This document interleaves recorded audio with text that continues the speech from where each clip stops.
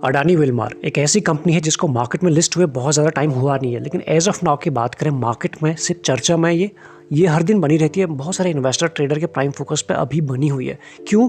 ऐसे अगर हम बात करें यूँ तो अडानी के सारे जितने शेयर लिस्टेड हैं सभी एक हर दिन अपर सर्किट में या फिर ये कहें अच्छी तेज़ी उनमें देखने को मिल रही है, डिस्पाइट रशिया यूक्रेन के वॉर के बाद भी, या फिर आपका और हमारा पोर्टफोलियो जहाँ एक तरफ गिर रहा है ये शेयर ऊपर की तरफ जा रहे हैं। तो इसके पीछे समझने की कोशिश करते हैं कि क्यों ये जा रहे हैं, प्लस डेफिनेटली बात करेंगे अडानी विलमार के ऊपर क्योंकि उसी के ऊपर ज़्यादा वीडियो है।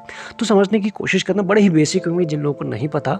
अडानी विलमार एक लीडिंग एफएमसीजी फूड कंपनी है और जो इंडियन कस्टमर को जितने भी किचन रिलेटेड कमोडिटीज़ होते हैं वो सारे ऑफर करती है, फिर वो सर्विसेज करती है देती है। उसके अंदर क्या क्या आता है, इंक्लूडिंग एडिबल ऑयल्स की बात करें, व्हीट फ्लोर राइस की बात करें, पल्सेस, शुगर, ये सारे इसी के अंदर आते हैं या फिर इनके प्रोडक्ट हैं जिन्हें हम और आप यूज़ करते हैं।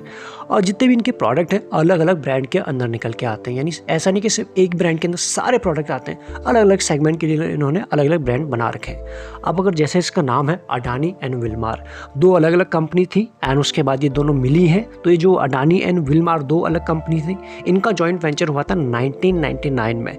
तब हुआ था Adani group and Wilmar group के बीच में ये जॉइंट वेंचर। और अडानी ग्रुप के ऑलरेडी कई सारी लिस्टेड कंपनी है, तो ऐसे में अब ये भी अडानी के ही कंपनी में शामिल हो गई है। आगे अगर हम बात करें, विलमार ग्रुप जो है वो एशिया के लीडिंग एग्री बिजनेस ग्रुप में से इसका नाम निकल के आता है और जिसको रैंक किया था विच वो rank 7th largest listed company. किसके थ्रू क्या था criteria, market capitalization on Singapore exchange. यहाँ पर इसको 7 लार्जेस्ट लिस्टेड कंपनी में इसका नाम रखा गया था। कब के डेटा है, 30 सितंबर 2021। ये कुछ बेसिक सा डिटेल है। आगे अगर हम बात करें, जैसे कि इनके प्रोडक्ट हैं एडिबल ऑयल, वहाँ से इनको सबसे ज़्यादा रेवेन्यू निकल के आता है। 65% का रेवेन्यू यहाँ पर इनको वहीं से निकल के आता है। एडिबल ऑयल की अगर हम बात करें उसके अंदर क्या क्या आता है, सोयाबीन ऑयल, पाम ऑयल, ये जो कुछ वर्ड है इनको ध्यान से समझिएगा क्योंकि जो as of now Adani Wilmar हर दिन अपर सर्किट में चल रहा है उसके पीछे का जो ये वर्ड आप पे देख पा रहे हैं पाम ऑयल, यही वो रीज़न है। क्योंकि as of now global market की बात करें जहाँ हर जगह रिसेशन चल रहा है, इन्फ्लेशन का डेटा बढ़ रहा है एंड वॉर चल रहा है, लेकिन ऑयल के प्राइसेस में फिर चाहे हम क्रूड ऑयल की बात करें, कमोडिटीज़ की बात करें या फिर पाम ऑयल की बात करें, स्पेशली वर्ड यूज़ करें पाम ऑयल, तो इनके प्राइसेस काफ़ी सर्ज हो रहे हैं, डे बाय डे बढ़ रहे हैं। और ये एक वो जो कंपनी है अडानी विलमार ये उसी बिजनेस में है। तो डेफिनेटली कुछ समय के लिए जिस तरह से पाम ऑयल के प्राइसेस बढ़ रहे हैं, कमोडिटी के प्राइसेस बढ़ रहे हैं, इन जैसी कंपनीज़ को कुछ बेनिफिट हो रहा है और इसी वजह से आपको इनमें अपर सर्किट देखने को मिल रहा है। तो ये इनके प्रोडक्ट हैं एंड प्रोडक्ट के कमोडिटी प्राइस बढ़ रहे हैं, इसीलिए इनके शेयर भी आपको बढ़ते हुए नजर आ रहे हैं। एज ऑफ ना इनके ऊपर बाकी चीज़ों का इम्पैक्ट कम पड़ रहा है। अभी हो सकता है शॉर्ट रन में आपको ये देखने को मिले ऐसा ही कुछ अपमूव, लेकिन आफ्टर ऑल मार्केट वैल्यूएशन और टेक्निकल के हिसाब से ही चलेगा। तो ऐसे में sunflower oil, rice bran oil, mustard oil, ये सारे इनके ऑयल निकल के आते हैं। वनस्पति, ऑल दिस आप इन चीज़ों को आराम से पढ़ सकते हैं। आगे अगर हम बात करें, जैसे कि द एडिबल ऑयल प्रोडक्ट जो ऑफर होते हैं इनके, वो सारे आते हैं फॉर्चून ब्रांड के अंदर। हम सभी ने आई थिंक इंडिया में जितने लोग होते हैं सभी ने ये नाम सुना है क्योंकि एज ऑफ नाउ जो अगर हम किसी शॉप में जाते हैं, किसी मार्ट में जाते हैं, तो वहाँ पे फॉर्चून पहले चूज़ करते हैं, फिर फॉर्चून इजीली अवेलेबल हो जाता है। इस तरह से इन्होंने कुछ अपनी मार्केटिंग की हुई है और कुछ तरह से एज ऑफ नाउ सेगमेंटेशन हुई पड़ी है फॉर्चून ऑयल की। तो ये है एक ब्रांड जिसके अंदर एडिबल ऑयल निकल के आते हैं। इसके अलावा भी इनके कुछ और ब्रांड हैं, जैसे कि आप इन चीज़ों को सारे कोई यहाँ पर ये सारे ब्रांड, एक सेकेंड, यहाँ पर इन चीज़ों को पढ़ सकते हैं। ये किंग हो गया, उनके आधार हो गया, बुलेट ये सारे इनके ब्रांड हैं अलग अलग प्रोडक्ट्स के लिए। सिर्फ ये कंपनी एडिबल ऑयल तक ही सीमित नहीं है, इसके प्रोडक्ट कुछ और भी हैं, या फिर एफएमसीजी जो ऑफर प्रोडक्ट है वो थोड़ा सा उनकी रेंज और भी है। जैसे कि फ्लोर में अगर हम बात करें, व्हीट फ्लोर भी है, राइस बेसन, पल्सेस, इनका जो ये फॉर्चून ब्रांड है इतना फेमस हो चुका था, इसके अंदर बाकी चीज़ें भी मार्केट में अब आने शुरू हो गए हैं। तो ऐसे में फॉर्चून ब्रांड तो है ही, और ये जितने सारे एफएमसीजी प्रोडक्ट निकल के आते हैं फॉर्चून ब्रांड के अंदर आते हैं, जुबली ब्रांड के अंदर आते हैं, गोल्डन सेफ ब्रांड के अंदर निकल के आते हैं। इनके एफएमसीजी के प्रोडक्ट मार्केट में हमको देखने को मिलता है। इसके अलावा बात करें, इनके रेवेन्यू तो हमने देखा एडिबल ऑयल से सबसे ज़्यादा आता है, कुछ 25% जो रेवेन्यू आता है इनका, एक सेकेंड, इसके अलावा जो इनका रेवेन्यू आता है वो आता है इंडस्ट्री एसेंशियल से निकल के आता है, वहाँ से 25% रेवेन्यू इनके पास उधर से आता है। इसके अंदर जो आता है अगर हम बात करें इंक्लूड होता है ओले केमिकल्स, कैस्टर ऑयल या फिर उसके डेरिवेटिव्स, ये वो सारी चीज़ें हैं जहाँ से इनके पास रेवेन्यू भी आता है, कम क्वांटिटी में आता है। मेजॉरिटी तो इनका बिजनेस आप समझ गए हैं। उसके अलावा अगर हम बात करें, they are one of the largest basic oleochemical manufacture in India. इस चीज़ को ज़रा ध्यान देखिए इन टर्म्स ऑफ रेवेन्यू, वहाँ से इनके पास सबसे ज़्यादा रेवेन्यू आता है। And the largest manufacture of stearic acid and glycerine in India, ये बहुत बड़ी चीज़ है इनके लिए, जहाँ पे इनके पास मार्केट शेयर भी 32 से लेकर 23% मार्केट शेयर भी इन्हीं के पास है। तो ये है इनके बिजनेस मॉडल। इन सब के बाद कंपनी के पास जो रेवेन्यू आता है वो कुछ एक्सपोर्ट से भी आता है। एक्सपोर्ट से आता है, कम आता है, 7.40% ही आता है, ये नहीं FY21 का डेटा है। अब इसमें क्या क्या एक्सपोर्ट करते हैं, जितने भी इनके ब्रांड हैं, एडिबल ऑयल्स की बात करें, वो उससे रिलेटेड प्रोडक्ट की बात करें, फूड, FMCG, इंडस्ट्री एसेंशियल, मतलब कुल मिला के जितने भी इनके चीज़ हैं सभी को एक्सपोर्ट करते हैं टू ओवर 50 कंट्रीज़ में। इन्हें अच्छी रीच है, पर उसके बाद भी एक्सपोर्ट से कम ही रेवेन्यू आता है। मेजॉरिटी जो इनका बिजनेस होता है वो समझ में आ रहा है यहाँ से, इंडिया से ही होता है।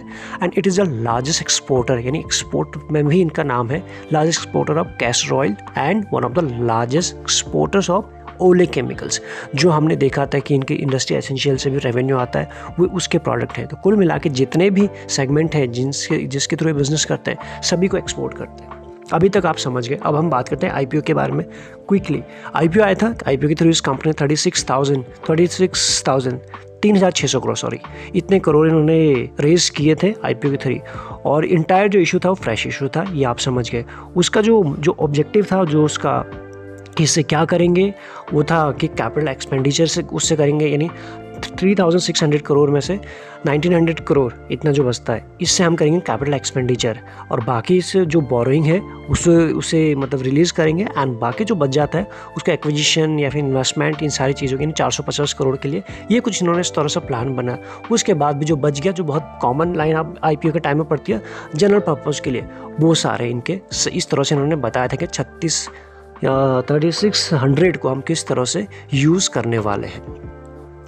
अब हमने बिज़नेस तो देख लिया, बड़ा सॉलिड है इनका नहीं, ये जिस बिज़नेस में काम करता है, ऑयल के बिना काम नहीं होता है, सभी लोग यूज़ करते हैं। और प्लस इंडिया की अगर बात करें तो हाई पॉपुलेशन है, तो ऐसे में इनका बिजनेसेस के जो इनके रिजल्ट है वो भी आप देख लीजिए। 18 से लेकर अभी तक का, यानी मार्च 21, ज़रा ध्यान से पढ़िएगा, 21 तक का डेटा है।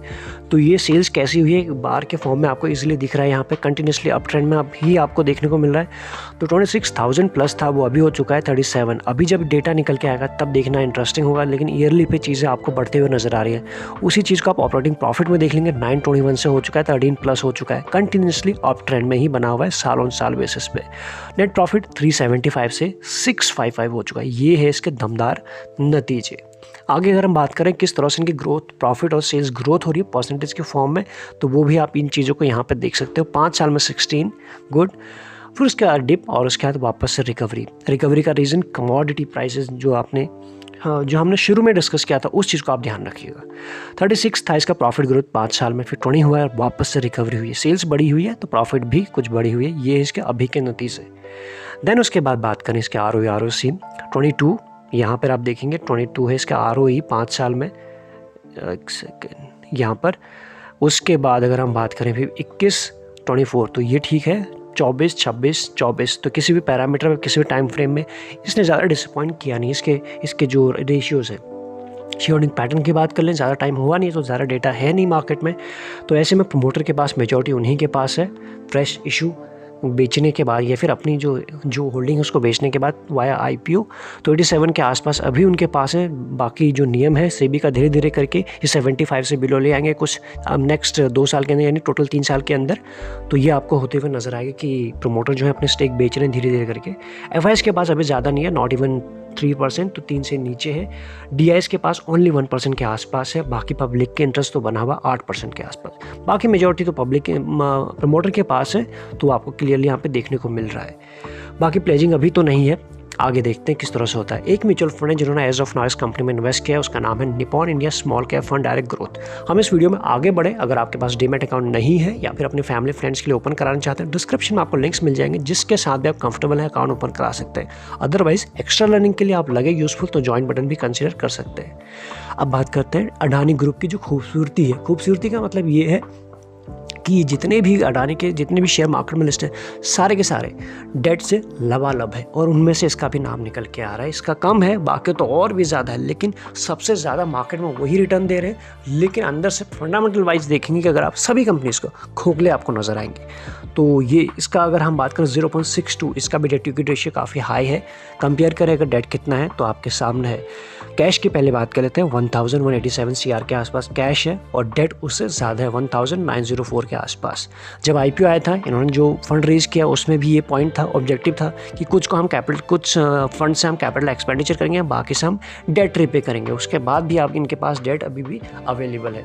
तो आपको सिर्फ रिटर्न देखिए, कभी भी किसी कंपनी में मत घुसिएगा। स्पेशली अगर हम बात करें तो एज ऑफ नाउ कई क्वेरी आती हैं, बहुत बार आती हैं कि अडानी का ये शेयर बता दो सर, किस लेवल पे एंट्री करें, क्या करें, कहाँ एंट्री लें, कहाँ एग्जिट ले लेते हैं, ये भाग गया, ऐसी कुछ। और उनमें कॉमन एक ही वर्ड होता है, अडानी शेयर।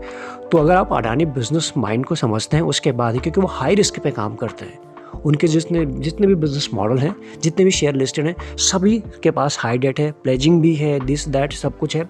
तो आपको उनके माइंड सेट पर काम करने का कि अगर आप हाई रिस्क टेकर हैं गौतम अडानी जी के साथ तो आप जा सकते हैं। अदर बहुत ही आप कंजर्वेटिव हैं, सेफ प्ले करना चाहते हैं, तो आपको मार्केट में और भी बिल्कुल balanced share holding pattern, balanced उनके बैलेंस शीट, सारी चीज़ें मिल जाएंगी जो उस तरह से रिटर्न तो नहीं देगी लेकिन शानदार रिटर्न फिर भी आपको देंगे। और कई एग्जांपल हम डेली बेसिस पे लाते रहते हैं, आपके साथ शेयर करते रहते हैं। इसीलिए पहले आप अडानी शेयर में एंट्री करें, आपको उनके बिजनेस माइंड को समझना होगा कि वो किस तरह से काम करते हैं, उसके बाद ही आप एंट्री या फिर एग्जिट ले पाएंगे।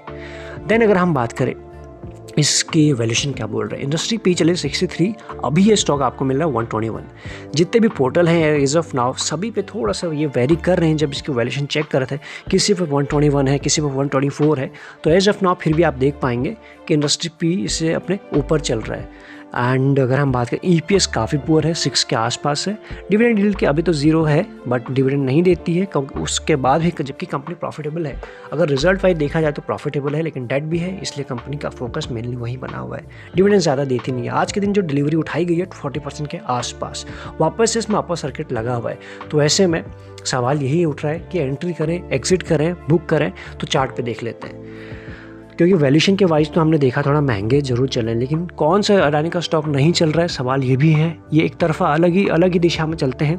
तो ऐसे में अगर हम बात करें, आपके सामने इसका चार्ट लगा हुआ है सिंस लिस्टिंग्स, आप you can check out here कि यहाँ पे लिस्टिंग हुई थी, बैक टू बैक ऊपर की तरफ भागा, कुछ टाइम इसने यहाँ पे बिताया, कुछ कंसोलिडेशन बिल्कुल टॉप के आसपास ही हुआ है, मतलब अपने हाई के आसपास ही हुआ है। उसके बाद जब इसने यहाँ पे ब्रेकआउट दिया, उसके बाद वापस से आप देख सकते हो किस तरह से इसमें अप ट्रेंड बना हुआ है और पिछले 3 दिनों से वापस से 5% के आसपास इसमें तेज़ी बनी हुई है। अब अगर बात करें, अगर आपके पास अभी भी है, आप इसको राइड कर रहे हैं, बिजनेस मॉडल में कोई दिक्कत नहीं है, आपने देखा ब्रांड्स में इनके पास कम दिक्कत नहीं है एंड इनके नंबर्स भी अच्छे हैं, तो यहाँ तक तो अच्छी बात है। तो बाकी जिनके पास से अगर हम टेक्निकली से बात कर लें, अभी जिन लेवल के आसपास है 635, 630, ये वापस से अपने रीसेंट के यानी 3-4 दिन पहले जो इसने हाई लगाया था उसके आसपास आ गया। अगर मंडे को आप सीधा मार्केट खुलेगा, अगर इसके ऊपर निकलता है तो आपको वापस से इसमें तेज़ी देखने को मिल जाएगी। इसके ऊपर जाता है तो इसमें फ्रेश बाइंग भी की जा सकती है, डेफिनेटली की जा सकती है। जब तक ये अप ट्रेंड में बना हुआ है, जब तक ये प्राइसेस बने हुए हैं, जब तक ये ऑयल के प्राइसेस आप में, तब तक आपको तेज़ी देखने को मिलेगी। ऐसा नहीं है कि उसके बाद इसमें प्रॉफिट बुकिंग नहीं आएगी।